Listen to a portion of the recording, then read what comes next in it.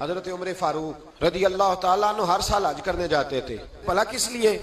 आप हुक्म देते थे लोगों को कि जो मैंने गवर्नर बनाए वो भी सारे हज पे आए, खुद भी जाते थे और सब इलाकों के लोगों को फरमाते थे बताओ तुम्हारे गवर्नर की पोजीशन किस तरह की है। और आपने हुक्म दिया था कि किसी गवर्नर को इजाजत नहीं किसी आम आदमी को मारने की। यहां तो पुलिस वाला जुर्म बाद में बताता है, 10 थप्पड़ पहले मार देता है। और मैं आपको क्या बताऊं, यहां तो हाल ये है कि मौलाना ने आजान पढ़ ली, स्पीकर के तीन स्पीकरों में अजान दे ली उसने, उसको पता नहीं था तो उसको थाने बुला लिया है। आपको पता नहीं कानून की पाबंदी करनी है तो जो सारी रात डेक चलाता रहा, मेहंदी के मौके पर नाच गाना होता रहा, वहां नहीं कानून याद आया? आपने महफिल करानी हो तो आपको एप्लीकेशन देनी पड़ती है। ये जिस दर्श के लिए आप यहां बैठे हैं ना, 1 महीना पहले हम दरखास्त देते हैं और मेरे दोस्त 10 दफा जाके दफ्तरों के चक्कर लगाते हैं, उधर जाओ फिर उधर जाओ फिर उधर जाओ, फिर हमें इजाजत मिलती है क्या करने की? भला रसूलुल्लाह का दीन बताने की, नबी पाक का। बोलिए, तो ये जो सियासतदान बड़े बड़े जलसे करते हैं, ये इनको भी ऐसे ही भगाया जाता है।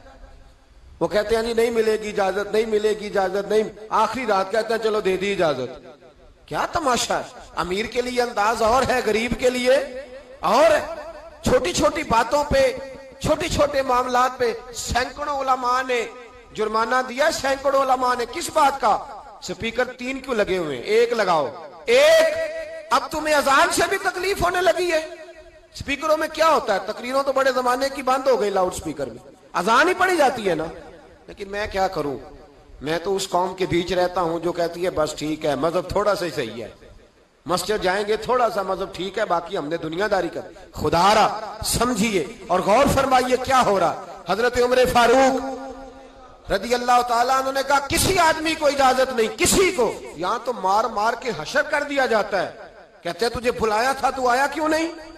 हालांकि कानून के अंदर पहले उसके वारंट लिए जाएं, फिर उसको मारने की इजाजत हो। जब रिमांड दे दिया जाएगा कि अब इस पर तुम कर सकते हो कोई तफ्तीश के लिए, इस पर किसी किस्म की सख्ती, तब। लेकिन गरीब आदमी है ना, तो चौक में रुसवा कर दिया गया। माज अल्लाह ताला, यहाँ तो ऐसी चीजें मिलती हैं कि औरतों को थप्पड़ मारे जाते हैं। सोशल मीडिया पे ऐसी खबरें आती हैं कि बूढ़ों को पकड़ के डाल लेते हैं, कहते तेरा बेटे पे मुकदमा है, तू चल ना हमारे साथ थाने, तेरा बेटा खुद ब खुद आ जाएगा। इस जुल्म की शरीयत इजाजत नहीं देती, नहीं देती शरीयत इजाजत। मेरे नबी पाक अलैहि सलाम ने फरमाया अबू जाल के बेटे के सामने कि उसके बाप की तौहीन न करे, इसलिए कि गलतियां अबू जाल की है, उसके बेटे की तो नहीं है ना। उनके सामने ना बात करना, वो तो मुसलमान होके आ गए। लेकिन हमारा किस तरह का निजाम, किस तरह का मिजाज हम लोगों ने अपना लिया। हजरत उमर ने कहा किसी गवर्नर को भी इजाजत नहीं, कांस्टेबल तो दूर रह गया, SHO तो दूर रह गया, गवर्नर को इजाजत नहीं किसी गरीब को मारने की। तो हजरत अमर बिन आस कहने लगे अगर तादीबन मारना पड़ जाए, यानी थोड़ा सा समझाने के लिए, बच्चे को नहीं बंदा मारता, तादीबन तंबीहन, तो हजरत उमर कहने लगे इसकी भी तुम्हें इजाजत नहीं। हजरत उमर फारूक रदी अल्लाह ताला अन्हु हज के बाद बैठे थे, मस्जिदुल हराम से बाहर निकल के मिना के करीब डेरा लगाया करते थे। पूछते थे बताओ किसी को शिकायत तो नहीं? एक आदमी खड़ा हो गया, उसने कहा मेरे गवर्नर ने मुझे दुर्रों से मारा है, मेरे गवर्नर ने मुझे दुर्रों से मारा। उमर ने फरमाया बुलाओ ना गवर्नर को। किसको? मिले हो कभी पंजाब के गवर्नर से? क्यों, सिंध में रहते हो जी, खैबर पख्तूनख्वा में है आप, पंजाब के गवर्नर से क्यों नहीं मिले? मिला मैं भी नहीं, लेकिन सवाल यह है कि वो किस किस बस्ती के वो राही हैं, कहां रहते हैं? हमारा गवर्नर है ना, तो आए ना, मैदान में निकले। लेकिन हमें कोई, मेरा तो ख्याल है बहुत सारे लोगों को नाम भी नहीं आता होगा, तो किस लिए गवर्नर बनाया उसे? गवर्नर हाउस में बैठने, क्या तमाशा है, किस तरह का रवैया है। और ये गलती मेरी और आपकी है, हम मुजरम है इस निजाम की, जो इस निजाम को बनाते हैं। गौर करें और याद रखें, गवर्नर साहब आओ भाई, गवर्नर साहब हाजिर हुए तो हज़रत उमर कहने लगे इस गरीब को मारा है, मजमा लगा है, गवर्नर भी बैठे, सारे इसको मारा है? उसने कहा जी हाँ फलां बात। फरमाया बात नहीं मैं कह रहा, तुम्हें कहा था तुमने मारना नहीं, काजी के पास ले जाओ, अदालत में मुकदमा करो, सजा होगी तो पता चलेगा तुमने क्यों मारा। गवर्नर साहब ने गर्दन झुकाई तो वो अमीर आदमी सुलह नहीं करता गरीब से, और चल जाने दे, तो गरीब आदमी है, कहता चलो ठीक है। चौधरी साहब भी कहते हैं छाड़, तू कौन सा मुकाबला कर सकता है, तू कौन सा, होता है कि नहीं होता। तो फिर क्या करेगा गरीब आदमी, सब उस पर प्रेशर, सुलह के लिए प्रेशर डाल रहे। उसने गर्दन झुकाई तो बहुत सारे गवर्नर समझने लगे कि हजरत उमर कहेंगे चल माफ कर दे, गर्दन भी झुक गई, माजरत भी हो गई। तो हजरत उमर फारूक रदी अल्लाह ताला उन्होंने गरीब के हाथ में दुर्रा दिया, फरमाया जा आप गवर्नर की तरफ, जितने इसने तुझे मारे थे तू भी उतने दुर्रे मार, मार इसको दुर्रे, लोगों को पता चले ये जुल्म का निजाम नहीं, ये मोहम्मद अरबी का निजाम है सल्लल्लाहु ताला अलैहि वसल्लम, ये दुर्रे मारे जाएंगे। हजरत अमर बिन आस उठे और अर्ज की हुजूर गवर्नरों पर यह बात बड़ी मुश्किल गुजर रही है, मेहरबानी फरमाए तन्हाई में ये काम कर ले, तन्हाई में। तो तारीखी जुमला का हजरत उमर ने फरमाया जब गरीब को मार पड़ी थी तो उस पर गिरानी गुजरी थी, उसकी कोई इज्जत नहीं थी, इज्जत सिर्फ गवर्नर की होती है, और मैं जिसको नहीं गवर्नरी करनी न करे, लेकिन मैं किसी को भी कानून से बालातर चलने की इजाजत। हजरत सैयदना अब्बास रदी अल्लाह ताला अन्हु हुजूर के चचा हैं। ये हजरत अब्बास बदर की जंग में कुफार की जानिब से लड़ने आए थे, गिरफ्तार हुए।